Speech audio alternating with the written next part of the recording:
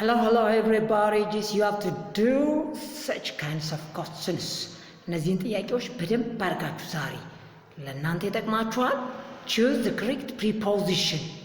choose the correct preposition በተማራችሁት መሰረት በደንብ አድርጋችሁ ትሰሩታላችሁ ማለት ነው። ጥያቄው ይነበባል። አዎ okay, next one, question number 6. እነዚህን ደግሞ እዩዋቸው። Question number 6.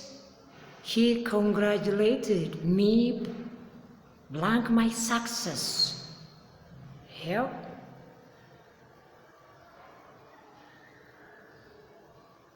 Okay. አስረኛው ደግሞ እዩት።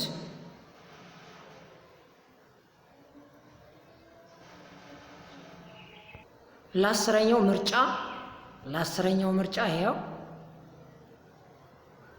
ለአስራ ሁለተኛው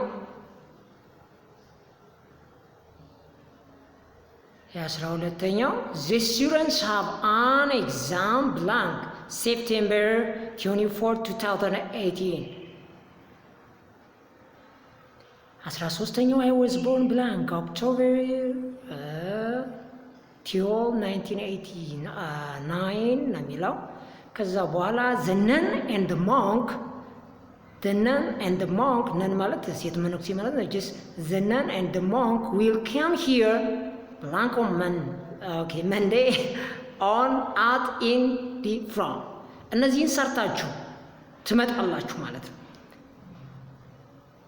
በደንብ አድርጋችሁ ትሰራላችሁ። መልሱን አስቀምጥላችኋለሁ።